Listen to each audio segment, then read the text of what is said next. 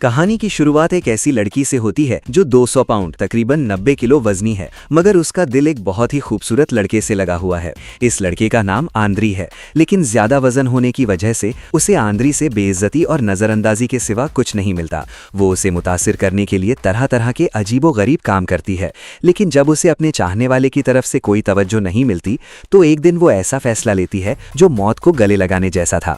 अब देखना यह है कि आखिर वो अपने प्यार को हासिल कर पाएगी या नहीं। कहानी की शुरुआत जुबीता नाम की एक भारी भरकम सी लड़की से होती है। वो रात को ऑनलाइन मुख्तलिफ लड़कों लड़कियों से बातें करती है, ये भी उसके काम का हिस्सा है। लेकिन सबसे दिलचस्प बात यह है कि वो दिन में एक बैकग्राउंड सिंगर पस पर्दा गुलारका के तौर पर काम करती है। वो दरअसल ईवा नामी एक मशहूर गुलारका के लिए बैक स्टेज से गाती है। ईवा के लाखों फैन हैं, लेकिन किसी को मालूम नहीं कि ईवा खुद नहीं गाती, वो सिर्फ जुबीता की आवाज पर लिपसिंग करती है और स्टेज पर परफॉर्म करती है।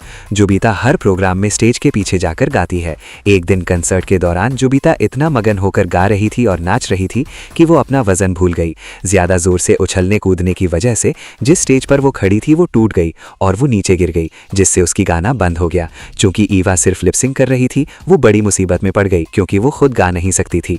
लेकिन लोगों के कुछ समझने से पहले ही जुबीता ने उठकर दोबारा गाना शुरू कर दिया। इस तरह उस दिन का प्रोग्राम किसी तरह खत्म हो गया, लेकिन इसकी वजह से कंसर्ट में बहुत बड़ा मसला हो सकता था। इसलिए प्रोग्राम खत्म होने के बाद ईवा ने उसे बहुत बुरी तरह डांटा और उसकी बेइज्जती की। कहा, क्या तुम अपना वजन भूल गई हो? तुम यकीनन बैकस्टेज पर खड़ी होकर नाच रही थी, इसीलिए ये सब हुआ। जुबीता ने खामोशी से सब कुछ सुना और फिर अपनी गलती मांगकर माफी मांगी। ये समझकर जुबीता बहुत दुखी हुई और रोते हुए वॉशरूम चली गई। आंद्रे को जुबीता की इस तरह बेइज्जती करने पर बहुत गुस्सा आया। उसने एवा को इस बचगाना हरकत पर खूब डांटा, लेकिन एवा को जरा भी पशिमानी नहीं हुई। उसने आंद्रे से कहा, जुबीता को नौकरी से निकाल दो। आंद्रे ने जवाब दिया, हो सकता है जुबीता दूसरी लड़कियों जैसी खूबसूरत ना हो, लेकिन उसमें जो सलाहियत यानी टैलेंट है वो 10 लड़कियों में नहीं, इसलिए उसे निकालना कतन मुमकिन नहीं है। दरअसल एवा भी आंद्रे को पसंद करती थी, इसी वजह से उसने हसद में ऐसा किया था। आंद्रे ने उससे कहा, क्या तुम पागल हो गई हो? जुबीता जैसी मोटी लड़की मुझे कैसे अच्छी लग सकती है? ये तमाम बातें वॉशरूम में बैठी जुबीता ने सुन ली। आंद्रे की बातें सुनकर उसे बहुत दुख हुआ। वो वहाँ से अपने घर आ गई और फैसला किया कि वो अपनी जिंदगी खत्म कर लेगी। लेकिन जब वो खुदकुशी करने लगी तो उसी वक्त उसके पास एक प्लास्टिक सर्जन का फोन आया, जिससे वो कभी कभी फोन पर बातें किया करती थी। उसका नाम स्क्रीन पर देखकर जुबीता के जहन में एक आइडिया आया। अगले दिन वो सर्जन के क्लिनिक पहुंची और कहा, मैंने फैसला कर लिया है, मैं मुकम्मल बॉडी सर्जरी करवाऊंगी। सर्जन ने उसे बताया, इसके लिए बहुत ज्यादा पैसे चाहिए, ये एक तवील मुद्दती अमल है और सबसे बढ़कर ये बहुत तकलीफ देह है, इसमें तुम्हारी मौत भी हो सकती है। लेकिन जुबीता अपनी जिद पर कायम रही, वो ये करके रहेगी। जुबीता ने सर्जन के साथ एक तारीख तय कर ली। फिर वो अपने वालिद से मिलने गई और कहा, मैं चंद दिनों के लिए कहीं जा रही हूँ, मैं वादा करती हूँ कि वापस आकर तुमसे जरूर मिलूंगी। फिर वो दिन आ गया जब जुबीता की सर्जरी होनी थी। एक तवील अमल के बाद उसकी सर्जरी खत्म हुई। डॉक्टर ने बताया कि उसे सेहतयाब होने में काफी दिन लगेंगे और उसने बिना किसी को बताए वहां से चली गई। यहाँ तक कि उसने अपनी बेहतरीन दोस्त यारा को भी नहीं बताया। इधर जुबीता का पता न चलने पर आंद्रे को एवा का बहुत सारा प्रोग्राम मनसूख करना पड़ा, यहाँ तक कि उनका आने वाला एल्बम भी रोकना पड़ा। एवा ने फैसला किया कि वो खुद जुबीता को ढूंढेगी। चुनांचे वो उसके अपार्टमेंट गई, लेकिन वहाँ न पाकर उसकी चीजें छानने लगी। वहाँ उसे जुबीता और उसके वालिद की एक तस्वीर मिली और पता चला कि उसके वालिद अस्पताल में हैं। उसने सोचा कि शायद जुबीता वहाँ गई हो, लेकिन वहाँ भी उसे कुछ पता न चला। इस तरह 3 महीने गुजर गए। आज जुबीता की पट्टियां खोलनी थी क्योंकि उसकी सर्जरी मुकम्मल हो चुकी थी। जब पट्टियां खोली गई तो जुबीता एक बहुत ही खूबसूरत लड़की में तब्दील हो गई थी। वो आईने के सामने खड़े होकर खुद को देखकर रो पड़ी। वो अपनी आंखों पर यकीन नहीं कर सकती थी। डॉक्टर भी हैरान रह गए। उन्होंने सोचा नहीं था कि सर्जरी के बाद वो इतनी खूबसूरत हो जाएगी। वो न सिर्फ खूबसूरत हुई थी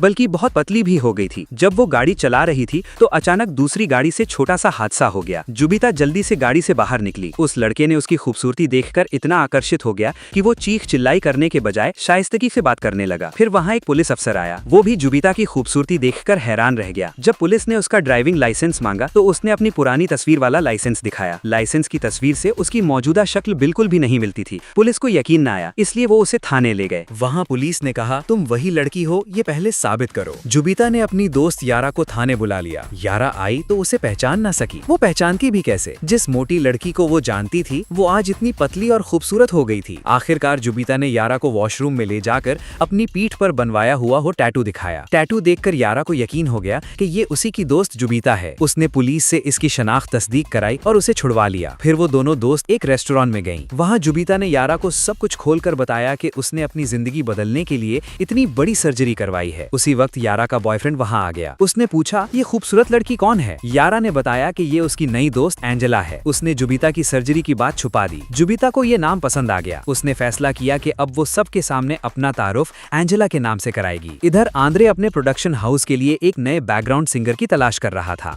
ये जानकर जुबिता ने एंजेला के नाम से ऑडिशन दिया। उसकी आवाज सुनकर आंद्रे इतना मुतासिर हुआ कि उसने उसे बैकस्टेज परफॉर्मर के बजाय बराह रास्त स्टेज पर परफॉर्म करने का मौका दे दिया। बहुत जल्द ही जुबिता का पहला गाना रिलीज होने के बाद उसकी शोहरत चारों तरफ फैल गई। सब उसकी आवाज और शक्ल पर फिदा हो गए। उसकी इस शोहरत ने एवा के करियर को बुरी तरह मुतासिर किया। वो अपना दूसरा एल्बम रिलीज नहीं कर पा रही थी। उसे लगा कि इस सूरत हाल से सिर्फ जुबिता ही निकाल सकती है, इसलिए वो फिर से जुबिता का ढूंढने लगी। वो दोबारा ज़हनी अस्पताल गई। वहाँ जुबिता के वालिद से बात करने की कोशिश की, लेकिन जब तक एवा वहाँ थी उसके वालिद खामोश ही रहे। उसे कोई मालूमात ना मिली। इधर जुबिता अपना दूसरा गाना रिकॉर्ड करने की तैयारी कर रही थी। वो बार बार गाने की कोशिश कर रही थी। उस वक्त आंद्रे उसके पास आया और कहा, तुम्हें इस लड़की की तरह गाना होगा, वो बहुत खूबसूरत गाती थी। ये कहकर उसने मोटी जुबिता की एक वीडियो चला दी और कहा, ये लड़की बहुत ध्यान और जज्बात से गाती थी, उसकी आवाज में जादू था। ये देखकर एंजेला यानी नई पतली जुबिता बहुत जज्बाती हो गई। साथ ही उसे डर भी लगा, क्योंकि उसने आंद्रे से अपना असली तारुफ छुपा रखा था। अगले दिन जुबिता ने फैसला किया कि वो आंद्रे को सब सच बता देगी। इसलिए रात को खाने के बाद उसने प्लास्टिक सर्जरी के बारे में गैर बराह रास्त तौर पर आंद्रे की राय पूछी कि वो इस मामले को कैसे लेते हैं। आंद्रे ने कहा, इंसान को जैसा है वैसे ही स्वीकार करना चाहिए,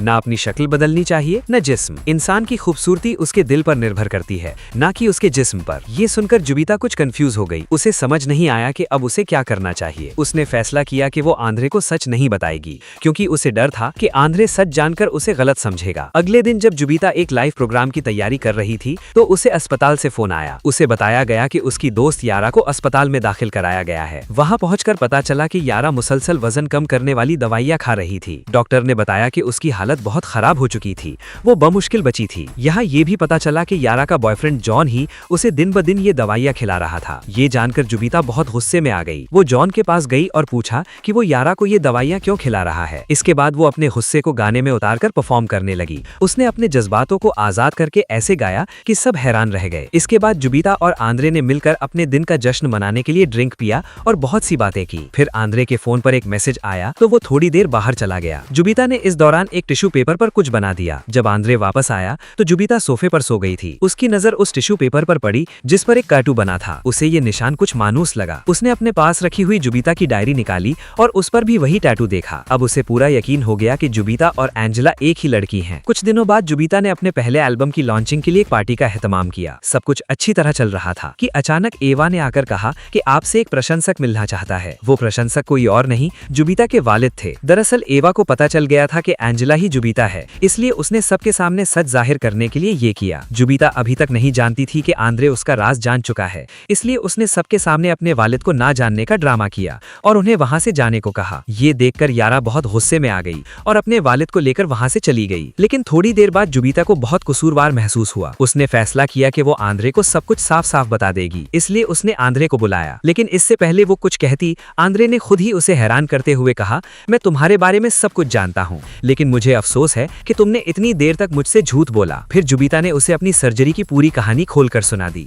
साथ ही ये भी बताया कि वो उससे प्यार करती है और सिर्फ उसी की वजह से उसने इतना बड़ा खतरा मोल लिया, क्योंकि इस सर्जरी में बहुत से लोग मर जाते हैं। उसने ये भी कहा, मेरी सेहत और शक्ल की वजह से समाज में मुझे क्या क्या कुछ नहीं सुनना पड़ा है। मैं भी एक अच्छी जिंदगी की हकदार हूँ, है ना। इसके बाद चंद दिन गुजर गए। आज जुबिता का पहला कॉन्सर्ट था। वो अपनी बेहतरीन परफॉर्मेंस देने वाली थी, लेकिन उसकी बढ़ती हुई शोहरत से एवा हसद में जल रही थी। वो अब भी जुबिता का करियर तबाह करने के लिए मरी हुई थी। इस मकसद के लिए उसने स्टेज पर अचानक जुबिता के वालिद को ला खड़ा किया। ये देखकर सामईन शोर मचाने लगे और जुबिता को धोखेबाज कहने लगे। पहले तो जुबिता बहुत डर गई, लेकिन फिर उसने हिम्मत करके सामईन के सामने अपना असली तारुफ बताना शुरू किया। उसने कहा, मैं एंजेला नहीं हूँ, मैं जुबिता हूँ। फिर उसने अपने हर दुख की बात कही, किस तरह उसे उसकी शक्ल की वजह से लोगों से बेइज्जती और नजरअंदाजी मिली, किस तरह बैकस्टेज सिंगर के तौर पर दिन ब दिन अपने आप को छुपाना पड़ा। उसने कहा, मेरी काबिलियत होने के बावजूद मुझे कभी वो इज्जत नहीं मिली जिसकी मैं हकदार थी। माँ के मरने के बाद किस तरह मैंने दिन ब दिन बीमार वालिद के साथ संघर्ष किया, ये सिर्फ मैं जानती हूँ। मुझे कभी किसी से कोई मदद नहीं मिली,